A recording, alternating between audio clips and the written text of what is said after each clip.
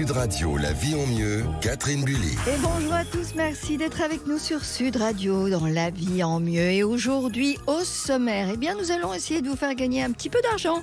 Michel Barnier, notre Premier ministre, nous l'a dit, il va falloir faire des efforts. Écoutez, moi je vous donne 2 mois et demi pour réduire vos impôts. Savez-vous qu'entre les dépenses déductibles et les bons placements, il y a des petites affaires à faire et on va essayer de vous guider. Au secours, j'ai trop de mots de passe. Comment s'en sortir ? Vous vous connectez tous les jours à de nouvelles plateformes qui requièrent un nouveau mot de passe. Alors pourquoi ne pas utiliser un gestionnaire de mots de passe, ce qui vous simplifierait vraiment la vie, vous verrez. Et enfin, votre mutuelle vous couvre-t-elle bien ? Vous changez ou cessez votre activité ? Quelle mutuelle choisir ? On vous donne des idées dans quelques minutes. Sud Radio, la vie en mieux. Bonjour Laurence Ledren. Bonjour Catherine, bonjour à tous. Alors Laurence, vous êtes chef du service droit et argent pour le magazine Notre Temps. Alors les bonnes affaires fiscales, ça existe, c'est vrai. Mais attention, il faut faire attention, il y a souvent une contrepartie, n'est-ce pas ? Oui Catherine, parce qu'on n'a rien sans rien. Oui. Un avantage fiscal, ça s'obtient en faisant certaines dépenses et puis surtout en faisant certains placements. Et là, l'argent investi est souvent bloqué pendant quelque temps. Donc, pesez bien cette contrainte avant de vous décider. Alors, une fois qu'on a justement bien étudié sa situation, il y a différents moyens de réduire son impôt.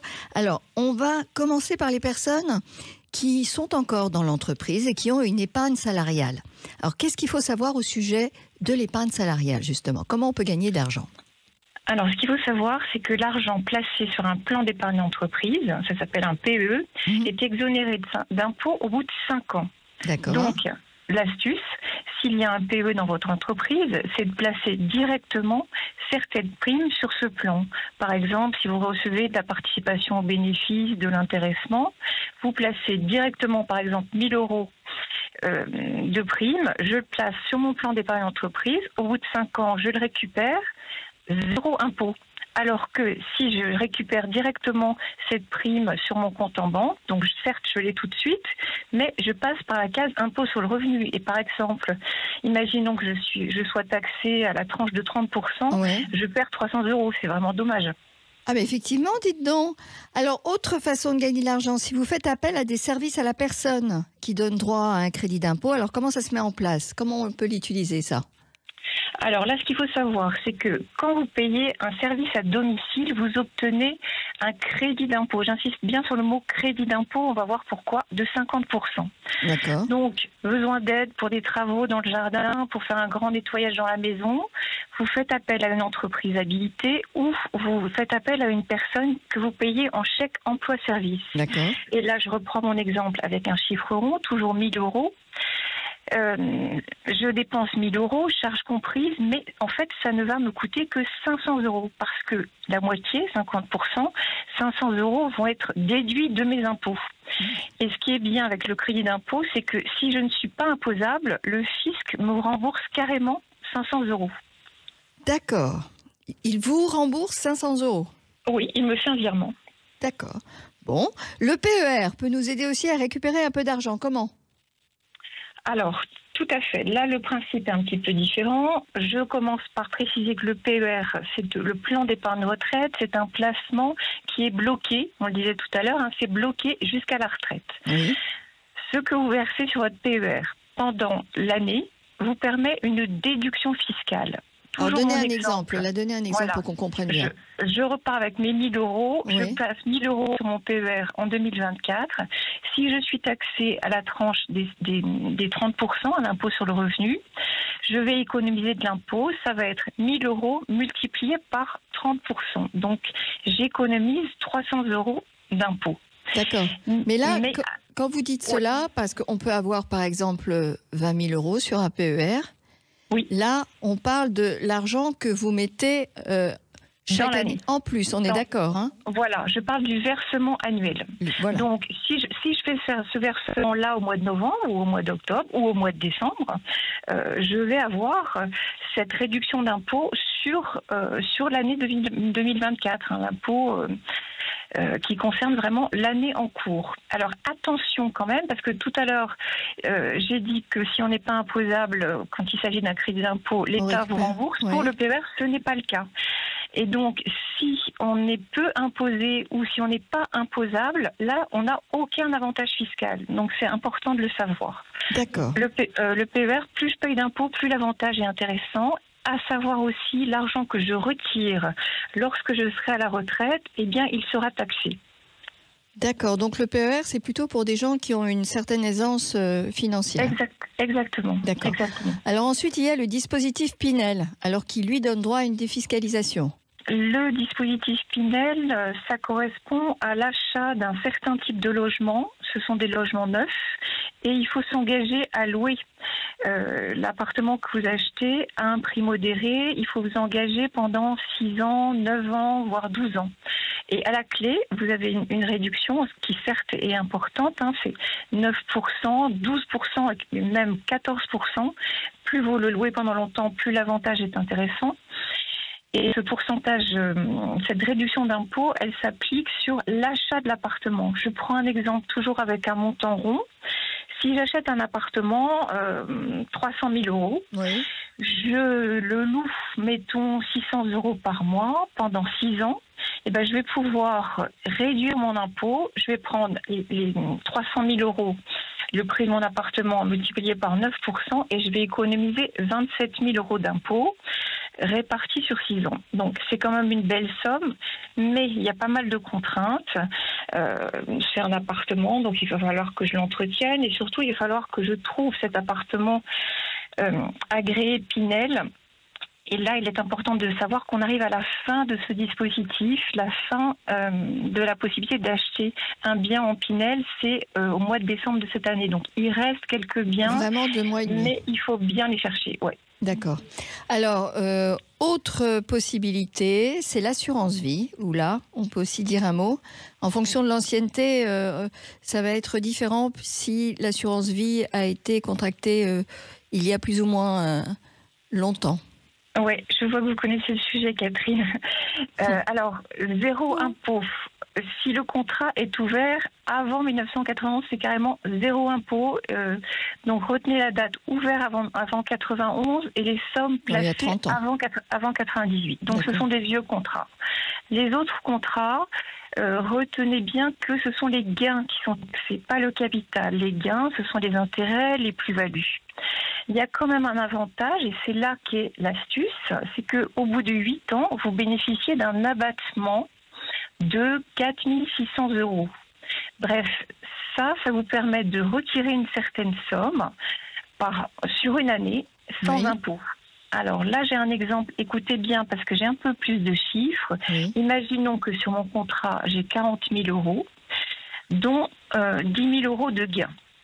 En fait, je vais pouvoir retirer non pas 4 600 € comme je disais tout à l'heure, mais je peux retirer dans mon exemple carrément 16 000 € en 2024 sans payer d'impôt.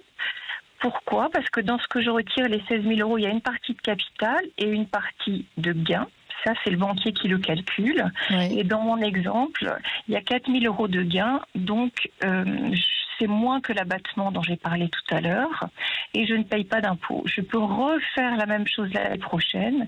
Et donc, ça me permet petit à petit de retirer mes gains de mon contrat d'assurance vie sans payer d'impôt. Bien sûr, ça suppose aussi de se dire ce qu'on fait de cet argent et comment on va le replacer ou le réutiliser. Mais ça vaut le coup d'en parler à son banquier. Bah, écoutez, oui, je trouve. Alors, en tout cas, merci Laurence Ledrenne. Mais là, moi, je conseille à tous ceux qui nous écoutent de prendre le magazine Notre Temps, dans lequel une enquête a été faite, une enquête très fouillée sur le sujet, parce qu'il y a quand même pas mal de petites choses à faire pour essayer de gagner un peu d'argent, de récupérer sur son montant d'impôt.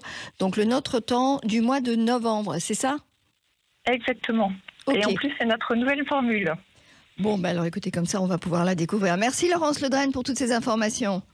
Au revoir à tous. À très bientôt. Et nous sommes dimanche et vous êtes en voiture peut-être ou à table. Dans quelques minutes, nous parlerons de mutuelle santé. Vous changez d'activité ou vous apprêtez à prendre votre retraite. Comment bénéficier des meilleures couvertures de soins ?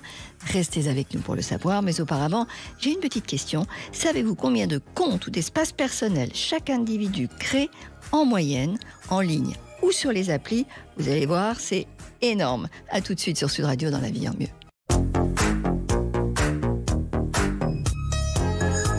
Sud Radio, la vie en mieux, Catherine Bully. Et merci d'être avec nous sur Sud Radio dans La vie en mieux. On vous donne chaque dimanche des petits conseils qui vous sont utiles, j'espère. Dans quelques minutes, nous parlerons de mutuelle santé. Alors, vous changez d'activité, vous vous apprêtez à prendre votre retraite, on va vous aider à bénéficier des meilleures couvertures de soins. Mais auparavant, j'ai une petite question. Savez-vous combien de comptes ou d'espaces personnels chaque individu crée en moyenne? Eh bien, on va en parler tout de suite, vous allez voir. C'est incroyable. Sud Radio, la vie en mieux. Consulter son compte bancaire, créer un compte sur un site marchand, aller dans son espace personnel. Toutes les démarches requièrent un mot d'espace, que ce soit en ligne ou sur les applications. Et c'est vrai que c'est un vrai casse-tête, car pour protéger nos informations personnelles, eh bien, tous ces mots de passe devraient être différents. Bonjour Jérôme Billois. Bonjour. Alors, vous êtes associé au sein du cabinet Webstone sur la cybersécurité, la confiance numérique. Jérôme, est-ce qu'on a une petite idée du nombre de sites, d'applis en moyenne sur lesquels nous sommes obligés en fait de créer à chaque fois un nouveau mot de passe? Alors ce nombre il est important parce que suivant finalement les différents usages que vous pouvez avoir, on est entre 60 et 100 comptes et mots de passe que chaque individu va avoir lorsqu'il utilise des services sur Internet. C'est incroyable. Alors, c'est vrai que dès qu'on surfe sur le web, on crée un espace personnel, qu'on aille sur sa banque, qu'on achète quelque chose, qu'on veuille faire une location de voiture, hop, il faut créer un espace et mettre un mot de passe. Et puis évidemment, sur toutes les applis. Alors, on est envahi. Et c'est vrai qu'il faut faire attention au type de mot de passe que l'on met, non? Parce qu'il y en a qui mettent des phrases, il y en a qui mettent des dates de naissance. Oui. Il y a deux choses qui sont vraiment importantes vis-à-vis des mots de passe. C'est effectivement d'en faire un qui ne soit pas facile à deviner. On évite évidemment sa date de naissance, un simple prénom, sa ville de naissance. Et puis, l'autre facteur qui fait que c'est compliqué, c'est qu'il faut en mettre des différents sur chaque site ou chaque espace qu'on crée. Pourquoi? Parce que il peut y avoir des cyberattaques, son mot de passe peut être volé sur un site, et finalement, le cybercriminel qui va faire ça, il va tout de suite essayer de le réutiliser sur d'autres espaces, et donc là, c'est toute sa vie numérique qui peut s'effondrer dans un effet dominant. D'accord. Alors, il y a un moyen intelligent aujourd'hui de contourner le problème, c'est de faire appel à un gestionnaire de mots de passe. Alors, est-ce que vous pouvez nous expliquer ce que c'est? Alors, le gestionnaire de mots de passe, c'est un peu un coffre-fort. C'est un coffre-fort dans lequel vous allez mettre tous vos mots de passe à chaque fois que vous allez en créer un. Et ce coffre-fort, vous allez le protéger avec un mot de passe qui sera plus compliqué que les autres, mais vous n'en aurez qu'un seul à retenir. Parce que quand vous allez visiter le site web, eh bien votre coffre-fort de mot de passe va remplir tout seul, automatiquement, le champ avec l'identifiant et le champ avec le mot de passe. Et ça va vraiment vous simplifier la vie au quotidien. Et du coup, on n'a plus rien à mémoriser? On a à mémoriser un mot de passe, c'est celui du coffre-fort, qu'on va déverrouiller quand on va commencer à utiliser Internet, et puis qui ensuite va nous permettre d'accéder à tous les autres mots de passe. Alors, est-ce qu'il a des limites, ce gestionnaire ? Alors oui, effectivement, rien n'est jamais sûr à 100%. C'est pour ça que pour les usages les plus sensibles, on va parler de l'accès à des comptes bancaires, on va parler de l'accès aux données de santé ou à sa messagerie. Il est recommandé d'activer en plus ce qu'on appelle un deuxième facteur. En plus du mot de passe, c'est d'avoir un code qu'on va recevoir par SMS ou qu'on va valider dans une application. Ouais. Je suis sûr que vous voyez tous ce dont je parle parce qu'aujourd'hui, toutes les applications bancaires le demandent. C'est bien de le mettre aussi sur sa messagerie. Alors, on va donner quelques exemples de gestionnaires de mots de passe. Il y a Dashlane, LastPass, Keeper Security. Qu'est-ce qui les différencie les uns des autres ? Alors, il y a des différences sur les fonctionnalités. Certains, par exemple, vont vous permettre de partager des mots de passe au sein de votre famille, avec votre conjoint, vos enfants, pour pouvoir leur permettre d'accéder à des comptes qui seraient partagés. Certains vont permettre de synchroniser entre son ordinateur, son téléphone. Certains vont détecter si un nouveau mot de passe a été volé et va vous le dire et va vous inciter à le changer immédiatement. Alors, j'imagine que ça a un coût, cette sécurité, non, Jérôme ? Alors, il y a des versions gratuites, avec des fonctionnalités peut-être un peu plus limitées, mais qui peuvent quand même être très utiles. Et après, oui, il y a un coût qui peut être de quelques euros par mois pour des logiciels payants avec plus de fonctionnalités. Et alors, la marche à suivre, elle est simple. On va sur Internet, on demande gestionnaire de mots de passe et on en choisit un. C'est comme ça que ça se passe ? Oui, alors il faut effectivement regarder, comparer les produits, et je pense que le comparatif dont vous parlez peut être utile pour se faire une idée. Et ensuite, il faut effectivement télécharger l'application qu'on met sur son téléphone. Il y a un effort initial à faire quand même, c'est de re-rentrer ses mots de passe une fois, mais on le fait une dernière fois quelque part. Oui. On pourra le faire un peu au fil de l'eau, mais c'est vrai que quand on installe le coffre-fort pour qu'il soit utile, il faut le remplir finalement. Et puis après, c'est beaucoup plus fluide, beaucoup plus facile. Bon, finalement, je pense que c'est un petit investissement peut-être en temps pour démarrer, mais finalement, c'est vraiment très utile. Ça fait gagner un temps de fou parce qu'on ne se rend pas compte, mais on est toujours face à cette page qui nous dit mais quel est votre login, quel est votre mot de passe. On ne se souvient plus, on est obligé de le réinitialiser. C'est une des plaies d'Internet aujourd'hui, il faut bien se le dire. Donc c'est vrai qu'il y a un petit effort initial, mais c'est un effort qui vraiment porte ses fruits dans la durée. Merci beaucoup Jérôme Billois, et tout de suite La vie en mieux continue sur Sud Radio. Nous allons nous intéresser à votre mutuelle santé. Avez-vous la meilleure? On en parle tout de suite. Sud Radio, la vie en mieux. Alors vous êtes peut-être sur le point de changer d'activité professionnelle ou tout simplement de prendre votre retraite. Jusqu'à maintenant, vous bénéficiez de la mutuelle de votre entreprise, mais demain, comment choisir votre mutuelle? Il y a 400 mutuelles santé aujourd'hui sur le marché, avec des contrats tous très différents. Bonjour Gauthier Cariou. Bonjour. Vous êtes journaliste et vous avez réalisé pour 60 millions de consommateurs une enquête fouillée pour aider les futurs retraités à bien choisir leur mutuelle santé. C'est vrai que c'est important. Et une des priorités, vous me dites, avant de changer de mutuelle, il faut vraiment identifier ses besoins. Oui, c'est ce que j'explique dans l'article. En fait, il n'y a pas de recette universelle en matière de mutuelle. Ouais. Il faut vraiment identifier les postes de soins où vous allez avoir besoin d'aide. Et donc, par exemple, si vous avez des problèmes plutôt dentaires, il va falloir identifier une mutuelle qui va bien vous rembourser les soins dentaires. Enfin, c'est du bon sens, mais c'est important de faire une sorte de sélection des besoins en fonction de votre profil. Donc, il n'y a pas vraiment de réponse universelle, mais... Voilà. Alors, vous me disiez tout à l'heure, pour tous ceux qui bénéficient de la mutuelle de leur entreprise, qu'ils peuvent continuer à garder les avantages de cette mutuelle pendant 1 an après leur départ de la société?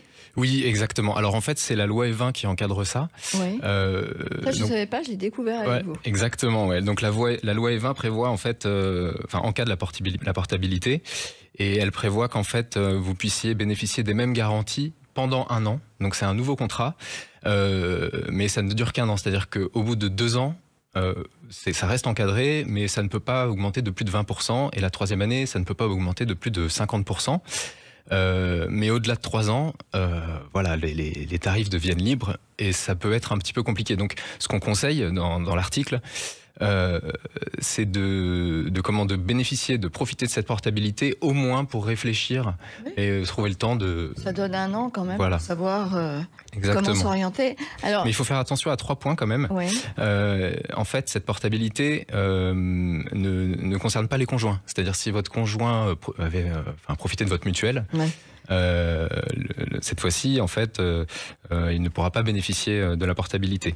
C'est pour la personne uniquement, ok. Voilà. Alors, il y a plein de petites choses auxquelles il faut faire attention quand on change de contrat.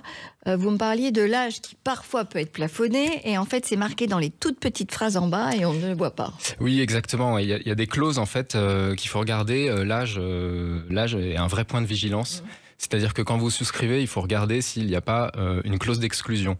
En général, ça se situe autour de 75 ans, donc certaines mutuelles résiliez votre contrat au-delà de 75 ans, donc ça pose problème. Il y a le délai de carence aussi, auquel il faut faire attention. Oui, tout à fait. En fait, donc le délai de carence, quand la loi de juillet 2019 prévoit qu'en fait vous puissiez changer de mutuelle facilement. Donc normalement, au bout d'1 an de souscription, vous pouvez résilier à n'importe quel moment. Ceci étant dit, en fait... lorsque vous allez souscrire une nouvelle mutuelle, vous allez avoir, vous pouvez vous dire je vais souscrire une nouvelle mutuelle parce que celle-ci rembourse mieux les frais dentaires ou n'importe quoi. Sauf que il y a un délai de carence pour certaines mutuelles, pour certains postes de soins, et ils peuvent varier d'1 mois à 1 an. Ça veut dire que vous allez avoir votre nouvelle mutuelle, mais vous n'allez pas pouvoir être remboursé tout de suite de votre prothèse dentaire, par exemple. Il va falloir attendre 1 an ou 6 mois ou 1 an. Alors vous dites aussi de faire attention quand on cherche une nouvelle mutuelle aux sites comparatifs parce qu'en fait ils n'en sélectionnent que quelques-uns finalement. Oui, c'est ça. On vous promet de comparer des centaines de contrats, ce qui est vrai. Mais ces contrats, en fait, émanent d'un nombre limité de mutuelles, une dizaine, une vingtaine.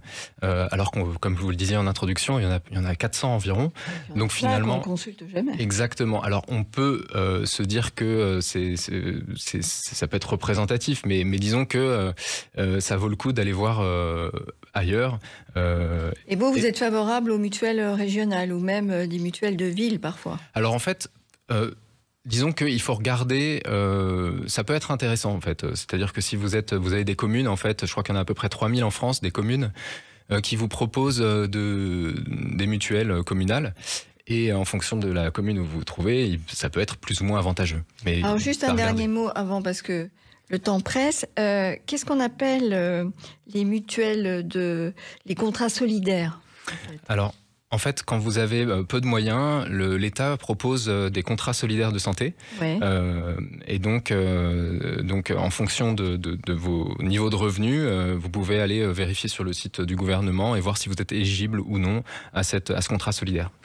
Génial. Eh bien, merci Gauthier Cariou d'être venu me voir. Toutes ces infos, n'hésitez pas à les retrouver sur le 60 millions de consommateurs d'octobre. Et vous pouvez bien sûr les retrouver en podcast sur La Vie en Mieux sur Sud Radio. Je vous souhaite de passer un bon dimanche et une bonne semaine. On se retrouve dimanche prochain à midi avec de nouveaux rendez-vous. N'hésitez pas à témoigner ou à me laisser vos questions sur laviesenmieux@sudradio.fr. Et un petit bonjour tout particulier à nos auditeurs de Béziers, Cannes, Nîmes et Lyon.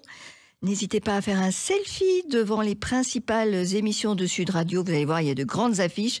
Surtout, vous n'hésitez pas à le faire et à les publier sur les réseaux sociaux avec le hashtag de votre ville. Par exemple, si vous êtes à Lyon, eh bien, vous publiez hashtag Parlons Vrai à Lyon et vous faites la même chose, évidemment, de Cannes, de Béziers ou de Nîmes. Et pour doubler vos chances, eh bien, vous allez pouvoir répondre à un quiz de votre ville sur sudradio.fr. Bonne chance à tous.